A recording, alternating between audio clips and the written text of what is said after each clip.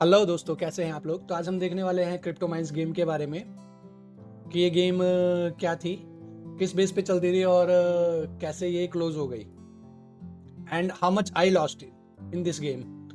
तो सबसे पहले क्रिप्टो माइंस देख लेते हैं। ये एक बाइनेंस स्मार्ट चेन पे चलती थी जो कि एक साइंटिफिक गेम थी। इसमें बेसिकली करना क्या होता था, ये हमें फ्लीट्स वगैरह खरीदनी होती थी। ये हमारी फ्लीट्स हैं जिन्हें एक्सपीडिशन पर भेजना होता था। तो देख लेते हैं, ये है एक्सपीडिशन जिसमें अलग अलग प्लैनेट्स होते थे। Let me show you.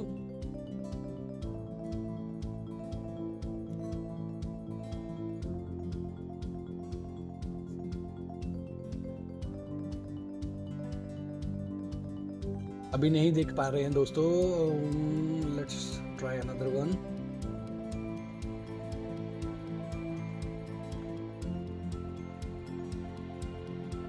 May be इन्होंने इसको हटा दिया है।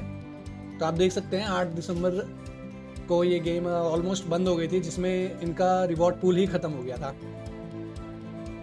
तो बात कर लेते हैं इनका टोकन के बारे में कि ये किस बेस पे काम करती थी। इनका एक टोकन था, आप देख सकते हैं, इटरनल, जो कि अभी तो ऑलमोस्ट जीरो हो गया है, बट एक टाइम पे इसने $820 का भी हाई बनाया था। तो बेसिकली ये एक ओरेकल बेस्ड गेम थी। ओरेकल मीन्स कि ये आपको सेम यूएसडीटी की वैल्यू के ही इटरनल पर डे देती थी। तो जब शुरू में इटरनल का प्राइस बढ़ रहा था तो इसके रिवॉर्ड्स कम थे। पर डे 0.2 0.01 इटरनल भी ये देती थी। बट एट द एंड जब वही इटरनल का प्राइस घट करके $40 $50 या $10 हो गया तो इन्हें बहुत ज़्यादा देना पड़ा, जिसकी वजह से इनका रिवॉर्ड पूल ही खाली हो गया, जैसा कि आपने अभी देखा। ये देखिए, नो रिवॉर्ड्स ऑन पूल। तो इस वजह से ये गेम बंद हो गई। अभी इसका रीबॉर्न वाला फीचर आ रहा है, क्रिप्टो माइंस रीबॉर्न। वो भी शायद एक ओरेकल बेस्ड गेम होने वाली है, बट उसमें कुछ और अलग चीज़ें हैं। उसमें ये जो आपकी फ्लीट्स होंगी, ये एनएफटीज जो बेसिकली होंगी, ये डे बाय डे डिके होंगी, जिसको आपको परमानेंटली रिपेयर और सर्विस करना होगा। इसमें क्रिप्टो माइंस में ऐसी कोई प्रॉब्लम नहीं थी। तो अब देख लेते हैं कि इसमें मैंने कितना इन्वेस्ट किया था and how much I lost, क्योंकि मैंने इसमें से कोई भी ₹1 भी नहीं निकाल पाया, क्योंकि इसमें जितने भी मैंने कमाए थे बेसिकली ये आप देख सकते हैं अभी भी अटके ही हुए हैं। उसके बजाय इसमें जो पर डे की ट्रांजैक्शन फीस थी, जो कि बीएनबी में लगती थी, पर डे लगभग $3 to $5 पर फ्लीट एक्सपीडिशंस, वो भी मैंने दिया। और इसमें फ्लीट्स बाय करने का मेरा क्या चार्ज लगा, चलिए वो देख लेते हैं। तो सबसे पहले हमारे पास फ्लीट टिग्रेसा, जो कि 720 MP की है। तो जब मैंने इन्वेस्ट किया था गाइज, उस टाइम में इटरनल लगभग $750 के आसपास था। तो चलिए कैलकुलेटर खोल लेते हैं।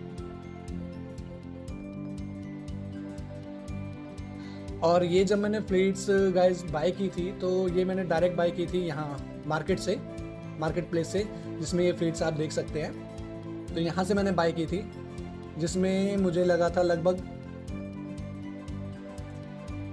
0.3 इटरनल में मुझे देने पड़े थे इस फ्लीट को बाय करने के लिए। और उस टाइम में इटरनल का प्राइस लगभग 750 के आसपास था। तो ये हो गए लगभग $225 की एक फ्लीट थी मेरी। नोटपैड खोल लेते हैं।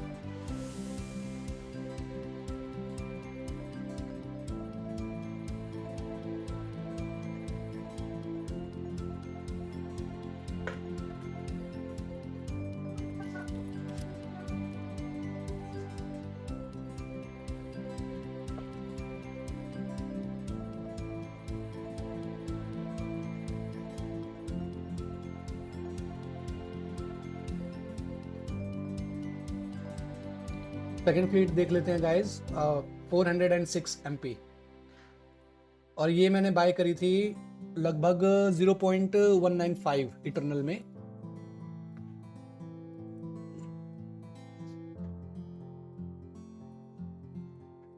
सेम प्राइस था गाइज, लगभग 750। मैंने सेम डे पे ही ये तीनों फ्लीट्स बाय करी थी। तो इसमें लगभग मेरे गए 147।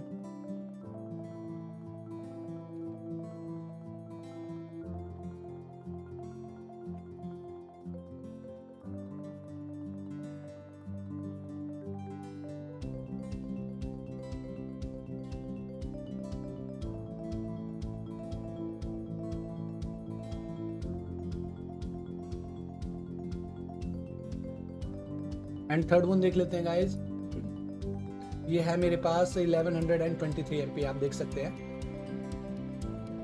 और ये मैंने बाय की थी लगभग 0.42 इटरनल्स में, 0.42 इटरनल्स इनटू सेम प्राइस देख लेते हैं गाइस, तो ये मेरी हो गई लगभग $315, ठीक है।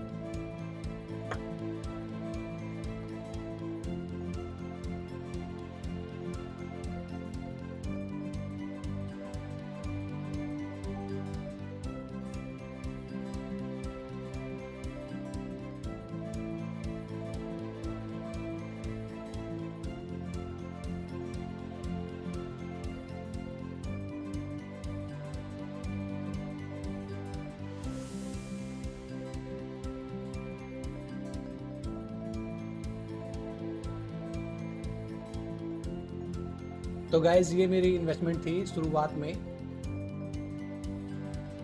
315 plus 147 plus 225 for all these fleets, तो 687 का मेरा टोटल इन्वेस्टमेंट था sir. Total investment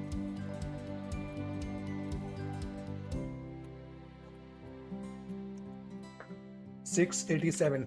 now guys आपको इन फ्लीट्स को एक्सपीडिशंस पर भेजने के लिए, माइनिंग के लिए भेजने के लिए कॉन्ट्रैक्ट भी लेना पड़ता था, जो कि आप देख सकते हैं। पहले 3 डेज का नहीं था, 7 डेज, 15 डेज एंड 30 डेज का होता था, तो मैंने 15 डेज का कॉन्ट्रैक्ट लिया था। तो 720 MP फ्लीट पे मुझे कॉन्ट्रैक्ट लेने के लिए लगभग लगे थे $150, तो इसे भी जोड़ लेते हैं, $150 for this fleet contract, plus $65 लगभग मुझे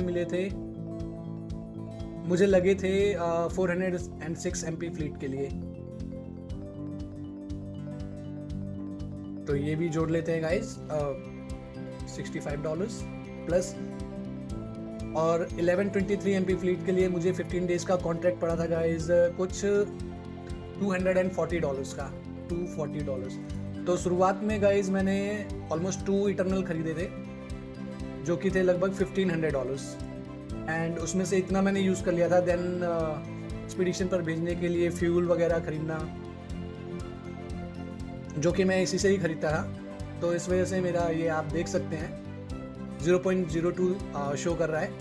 और मेरे पास ये 3 फ्लीट्स हैं, तो इन इंडियन रुपीज़ अगर बात कर ले गाइस, तो ऑलमोस्ट मैंने लूज़ किया है